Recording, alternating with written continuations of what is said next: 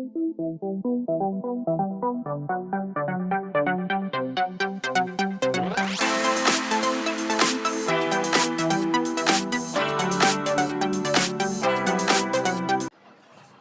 नमस्कार, स्वागत है एक बार फिर से हमारे YouTube चैनल पर। प्यारे बच्चों, समांतर श्रेणी में हम एक्सरसाइज 5.2 को सॉल्व कर रहे हैं।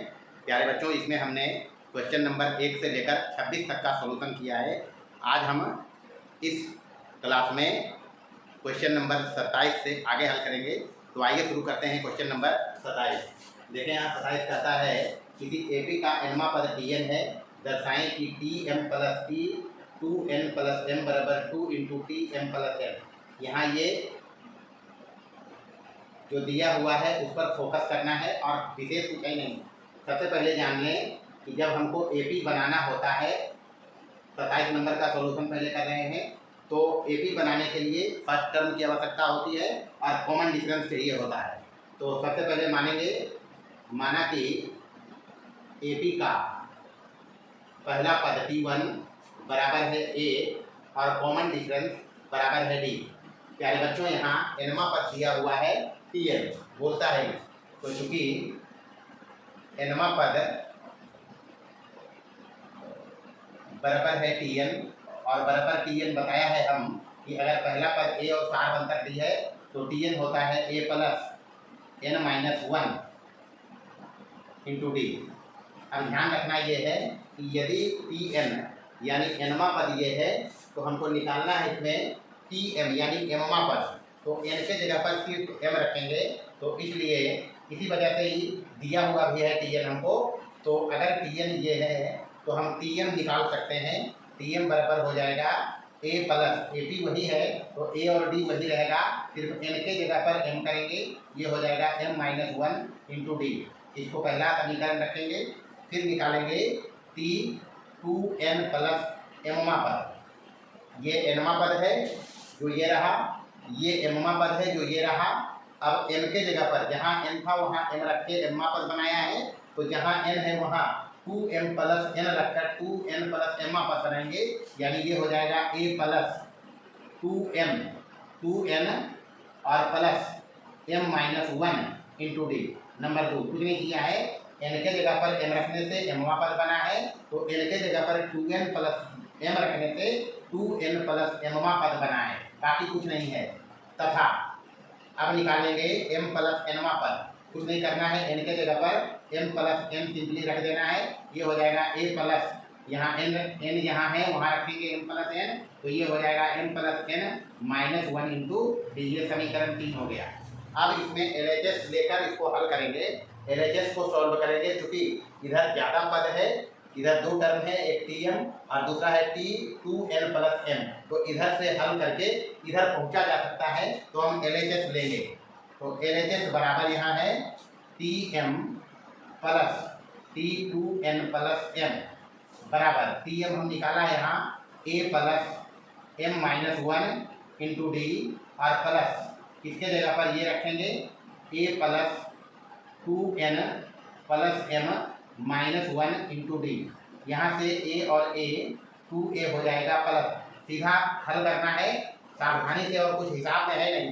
ये दोनों से D कॉमन, ये A और A जोड़ के 2A कर दिया, यहाँ से D कॉमन करेंगे तो यहाँ बचेगा m माइनस 1 और plus 2n plus m minus 1 और D को बाहर कर दिया, D कॉमन दिया है तो ये बचा यहाँ और प्लस में ये बचा यहाँ। अब यहाँ देखेंगे ये हो गया 2A प्लस m हो गया 2m और प्लस ही हो गया 2n और यहाँ से माइनस 1 ये हो जाएगा माइनस का 2 और इंटू D बराबर यहाँ से 2 कॉमन करेंगे, 2 सब में है और 2 यहाँ भी है, तो सभी से 2 निकालेंगे तो यहाँ बचेगा अंदर में 2 निकल गया, A बचा प्लस यहाँ ब्रैकेट में लिखेंगे सबका 2 निकल गया है, तो यहाँ बचेगा m प्लस n और माइनस 1 इंटू D। फिर से एक बार समझें, सभी से यहाँ से पहले 2 निकलेगा तो ये 2 इसके साथ आ जाएगा और चूंकि यहाँ भी 2 है तो हम होल 2 में से ये 2 कॉमन कर लिया है, मतलब इस सारे में से 2 कॉमन है, 2 यहाँ सब में है, यहाँ भी 2 है, तो निकलने के बाद यही आया बराबर ये हो जाएगा 2 इंटू ये A plus m A plus M plus N minus one into D, और ये है टी एम प्लस एन, यानी एम प्लस एनवा पद यही है। यहाँ देखें ये जो है यही है, तो इसके जगह पर हम ये रखेंगे, यानी ये रहा और ये बराबर है ये, तो यहाँ रखेंगे हम टी एम प्लस एन और इसको लिखेंगे 3 से। बस हो गया काम, प्रूफ हो गया ये। सबसे पहले एनवा पद दिया हुआ था, तो एपी के लिए हमको पहला पद और डी चाहिए होता है। जब ए पहला पद और सार्वंतर डी हो तो एनवा पद हम बताया है ये होगा। अगर एनवा पद ये है तो एमवा पद ये होगा, फिर एन के जगह पर एम रखा है, ये 2n प्लस एमवा पद होगा, ये m प्लस एनवा पद होगा। LHS को हल किया, RHS आया है, यही हिसाब है। चलिए 28 नंबर देखेंगे। इसमें कहता है 5a प्लस 2 दिया है हमको। हिसाब में कुछ नहीं है, बस बेसिक बात याद रखना है। एपी का जो गुण है वो याद रखेंगे और कुछ हिसाब में है नहीं, समझते हैं इसको। ये हो जाएगा 5a प्लस 2 4a माइनस 1, और ये है a प्लस 2।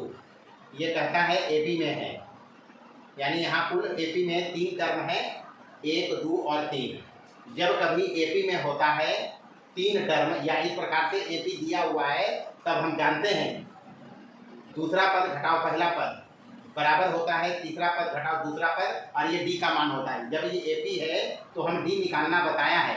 डी हो सकता है, इसको T2 रखेंगे, ये T1 है और ये T3 है, तो डी बराबर हो जाएगा T2 माइनस T1, दूसरा पद घटाओ पहला पद बराबर, दूसरा पद यहाँ ये रहा 4a माइनस 1 माइनस ये हो जाएगा 5a और प्लस का 2, यहाँ से ये हो जाएगा 4a माइनस 1 और माइनस अंदर हो जाएगा तो 5a माइनस 2, यहाँ से 4a में 5a जा रहा है, माइनस a माइनस 1 और माइनस 2 हो जाएगा माइनस का 3 बराबर तीसरा पद घटाओ दूसरा पद। डी का मान ये दोनों का डिफरेंस होगा, तो ये दोनों का डिफरेंस भी डी ही होगा, तो T2 माइनस T1 बराबर कर सकते हैं हम T3 माइनस T2 बराबर ही हो जाएगा। T3 है a प्लस 2 माइनस ये हो जाएगा 4a माइनस का 1 बराबर ये हो जाएगा a प्लस 2 माइनस 4a और ये अंदर जाएगा तो प्लस का 1, यहाँ से a में 4a गया है माइनस 3a और प्लस ये हो जाएगा 3। अब देखें यहाँ ये भी डी आया है, ये भी डी ही आया है, यानी हम कह सकते हैं डी ये रहा तो ये भी डी है, यानी माइनस a माइनस 3 बराबर माइनस 3a और प्लस का 3। यहाँ से माइनस 3a को इधर लाएंगे तो माइनस a प्लस 3a बराबर इधर से हो जाएगा 3, ये माइनस 3 आके प्लस 3, यहाँ से ये हो जाएगा 3a में गया 2a बराबर इधर 3 और 3 6, तो a बराबर हो जाएगा 6/2, 2 3 6 बराबर हो गया 3, यानी a का मान है 3। अब a का मान यहाँ 3 रखेंगे तो ये AP बनेगा। यहाँ देखें 3 5 15 और 2 17, पहला टर्म हो गया 17, यहाँ से 3 रखेंगे 4 12 में 1 कम हो गया तो ये हो जाएगा 11, यहाँ हो जाएगा a प्लस 2 यानी 3 प्लस 2 ये हो जाएगा 5। अब यहाँ पर समझें ये आ रहा है 17 11 और 5, ये तीनों AP में है और सार बनकर 11 माइनस 17 माइनस 6 है, तो 5 माइनस 11 भी माइनस 6 ही है। यहाँ 3 रख के देखें, यहाँ से हो जाएगा 3 3 9, तो 3 में 9 जाएगा तो माइनस 6 ही बचेगा। यहाँ 3 रखेंगे तो माइनस 3 माइनस 6 ही होगा। तो इस प्रकार से दिया जाता है, हिसाब यही है। यानी जब कभी इस प्रकार से 3 टर्म हमको AP में दिया हुआ है तो D का मान हम जानते हैं निकालना। AP में है तो दूसरा पद घटाओ पहला पद बराबर तीसरा पद घटाओ दूसरा पद, और यही हम किया है। ये रहा दूसरा पद घटाओ पहला पद जो ये रहा तीसरा पद घटाओ दूसरा पद जो ये रहा। अब ये दोनों D का मान ही है, यानी दोनों को बराबर करके हम A का मान निकाला जो आया है 3। देखेंगे 29 में कहता है एक अनुक्रम का nवां पद दिया हुआ है, यानी एक अनुक्रम हमारे पास है, उसका nवां पद Tn बराबर दिया हुआ है 2n और प्लस का 1। हमको बताना है जो अनुक्रम है AP में है, ये देखेंगे अगर AP में है तो इसका पहला पद और सार अंतर बताना है। कुछ नहीं करना है, जब Tn दिया हुआ हो तो Tn को कहते हैं अनुक्रम का व्यापक पद या जनरल टर्म। हम इसको बना सकते हैं अनुक्रम को, n का मान 1 2 3 4 रखे, तो जब n का मान 1 रखेंगे तो पहला पद मिलेगा 2 × 1 + 1 बराबर हो जाएगा 2 1 3, दूसरा पद निकालेंगे, n के जगह 2 रखेंगे तो 2 इंटू 2 प्लस 1 बराबर हो जाएगा 2 दूना 4 1 5। T3 निकालेंगे तो ये हो जाएगा 2 इंटू 3। सिंपली n के जगह पर 1 2 3 रख के हम अनुक्रम बना रहे हैं तो ये हो जाएगा 2 3 6 और 1 7। चौथा पद निकालेंगे तो ये हो जाएगा 2 इंटू n के जगह 4 रखेंगे प्लस का 1, ये हो जाएगा 2 चौका 8 1 9। अब यहाँ से जो अनुक्रम बन रहा है इसको हम चेक करेंगे तो अनुक्रम बन रहा है यहाँ 3 5 7 9, यानी 3 2 5 2 7 2 9, तो आगे होगा 11। यहाँ से हमको पता चल गया कि हर बार जो अगला पद है पहले पद में एक नियत राशि 2 जोड़ के बन रहा है। यहाँ क्लियर नहीं समझे? 3 में 2 जोड़ेंगे 5, 5 में 2 जोड़ेंगे 7, 7 में 2 ऐड करेंगे 9, 9 में 2 ऐड करेंगे 11 और आगे इसी प्रकार से चलेगा। तो ये कहलाएगा एपी, इसको कहते हैं एपी, यही एपी है। तो इसलिए अनुक्रम एपी में है, जो अनुक्रम बनाया है वो एपी में है। अब एपी में है तो पहला पद बताया जा सकता है, ये 3 है और कॉमन डिफरेंस जो हर बार ऐड हो रहा होके अगला टर्म दे रहा है वो होता है डी, तो डी बराबर हो जाएगा 2 और ये है इसका आंसर। देखेंगे 30 नंबर कहता है किसी एपी के चौथे और 8वें पदों का योग 24, छठे और 10वें पदों का योग 44। एपी का प्रथम 3 बताना है, 3 पद हमको एपी का बताना है जो पहले नंबर में आएगा। मतलब एपी के प्रथम 3 शुरू से 3 पद हमको बताना है इसमें, यानी पहला टर्म, दूसरा टर्म और तीसरा टर्म, ये प्रथम 3 पद कहलाते हैं। प्यारे बच्चों, हम चर्चा कर रखा है एपी बनाने के लिए अपने पास पहला टर्म होना चाहिए और सारवंतर होना चाहिए। तो एपी हम बनाएंगे उसके लिए ए और डी हम मानेंगे। तो 30 नंबर में सबसे पहला काम माना कि एपी का फर्स्ट टर्म जिसको T1 बोलते हैं वो A है और कॉमन डिफरेंस जिसको सारवंतर बोलते हैं वो है D। अब कहता है AP के चौथे और 8वें पदों का योग 24। सबसे पहले जाने A पहला पद है और CD सारवंतर है, तो हम जानता है Tn बराबर A plus n minus 1 into D. अब यहाँ से हमको पहले दिया हुआ है चौथा और 8वां पद का योग, तो सबसे पहले T4 निकालेंगे तो A plus 4 minus 1 into D बराबर ही हो जाएगा A प्लस 3D। फिर निकालेंगे 8वां पद तो T8 बराबर हो जाएगा A प्लस 8 में एक कम डी, यहाँ 8 रखेंगे एक कमेगा, ये हो जाएगा 7D। उसके बाद हमको निकालना है 10वां पद, छठा पद और 10वां पद, तो T6 निकालेंगे। T6 बराबर हो जाएगा A प्लस, यहाँ छो रखेंगे एक कम हो जाएगा तो A प्लस 5D बराबर, ये हो गया छठा पद। उसके बाद 10वां पद निकालेंगे T10 बराबर A प्लस, यहाँ 10 रखेंगे एक कम जाएगा तो ये हो जाएगा 9D। अब हम निकाल लिया है जो पद यहाँ हमको दिया हुआ है उसको हम ज्ञात कर लिया है। अब कहता है चौथे और 8वें पदों का योग 24 है। तो प्रश्न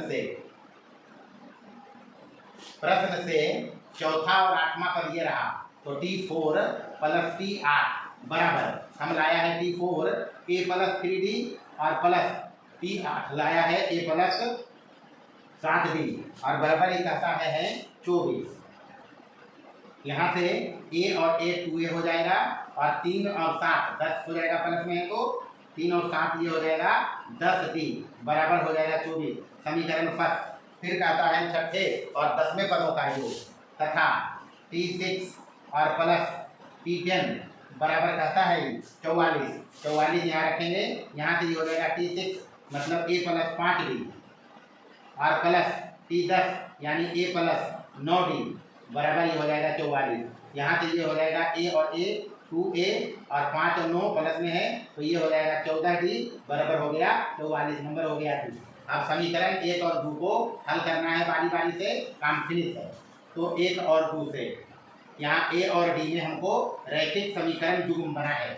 रैखिक समीकरण युग्म हल करना बताया है, 3 विधि से हल किया था, प्रतिस्थापन, विलोपन, वज्र गुणन, जो मर्जी बना सकते हैं। हम यहाँ विलोपन से बनाते हैं क्योंकि A का कोफिशिएंट दोनों में सेम है, तो 2A प्लस 10D बराबर इधर है 24 और यहाँ है 2A और प्लस ये 14D बराबर है यहाँ 44। माइनस करेंगे, ये माइनस प्लस कट जाएगा, 10D में 14D गया माइनस 4D बराबर 24 में 44 गया माइनस का 20, माइनस माइनस काट लेंगे तो D बराबर हो जाएगा 4 × 5 = 20 यानी 5। D का मान इसी एक समीकरण में देंगे तो एक निकालते हैं। एक नंबर अपने पास ये है, तो 2 इंटू ए प्लस 10 इंटू 5 डी के जगह पर बराबर इधर हो गया 24। तो यहाँ से 2a बराबर हो जाएगा 10 बचे 50 प्लस में माइनस हो जाएगा उधर जाके, तो 24 प्लस में है, इधर से माइनस हो जाएगा 10 बचे 50 बराबर यहाँ से बचेगा माइनस का 26। तो a बराबर हो जाएगा 13 दूनी यानी माइनस का 13। अब a आ गया है, d आ गया है, हमको प्रथम 3 पद चाहिए। तो पहला पद ये -13 रहा, दूसरा पद होगा a प्लस d, तीसरा पद होगा a प्लस 2d। तो रखते चले -13 प्लस 5 करेंगे बराबर -8, a प्लस 2d करेंगे तो -13 और प्लस 2 गुने 5। जब a और d दिया होता है तो पहला टर्म a है, दूसरा टर्म हो जाएगा a प्लस d, तीसरा टर्म होगा a प्लस 2d। तो यहाँ से ये हो गया माइनस का 3, इसलिए प्रथम 3 पर अपने पास आया है -13 -8 और। आइए देखेंगे टाइप 4। कुल 3 सवाल इसमें है, 31, 32 और 33। सवाल में कोई दम नहीं है, बस इसको समझना सिर्फ है, समझ के बनाएंगे। फॉर्मूला सारे जगह है, सारे प्रश्न में एक ही लग रहा है, Pn बराबर a plus n-1 into D. अब यहाँ समझेंगे। सबसे पहले 31 नंबर का हल देखेंगे।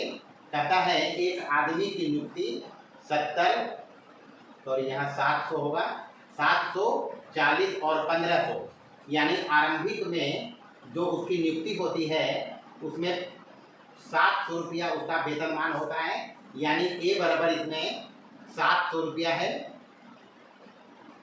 और d बराबर यानी वेतन वृद्धि जो है इसमें 40 रुपया है।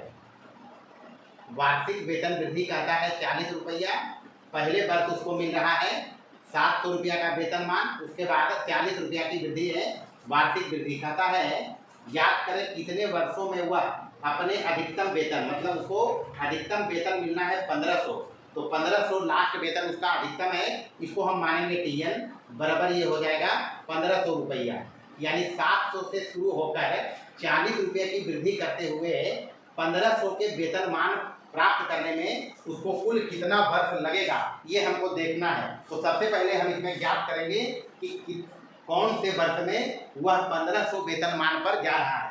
तो उसके लिए हम निकालेंगे Tn बराबर, यानी nवां पद जो यहाँ दिया हुआ है उसके लिए फॉर्मूला है अपने पास a plus n-1 into D. अब यहाँ पर Tn दिया हुआ है 1500 बराबर a दिया हुआ है 700 प्लस n हमको निकालना है और इंटू हो जाएगा d बराबर ये हो जाएगा 700, d यहाँ है 40, इसको रख लेंगे। तो यहाँ से 700 प्लस 40 अंदर गुना होगा 40n माइनस 40, यहाँ से ये हो जाएगा, ये अंदर गया है 40n माइनस 40। अब 700 में 40 घटाएंगे तो बचेगा 660 और प्लस 40n, 660 को इधर लाएंगे तो ये हो जाएगा 1500 और माइनस 660 बराबर इधर 40n, इसलिए n बराबर ये घट के बचेगा 0, 10 में से हो जाएगा 4 और यहाँ बचा 14 में से हो गया 8 और बटे ये हो जाएगा 40, कट जाएगा 21 चौक 84, यानी 21 आता है n का मान। n का मान बता रहा है कि 21वें वर्ष में n बराबर 21वें वर्ष में वह अधिकतम वेतन प्राप्त करेगा। अब यहाँ समझना है, हिसाब में कुछ नहीं है, ऐसा नहीं n बराबर 21 आया है और 21 आंसर मार के चले आए। समझेंगे प्रश्न को, कहता है कितने वर्ष में, तो 21वां वर्ष जैसे ही चालू होगा उसको मिलने लगेगा 1500, यानी कुल मिलाकर उसको 20 वर्ष का टाइम लगा है, क्योंकि 21वां वर्ष में वो 1500 पाने लगेगा। इसलिए जो अधिकतम वेतन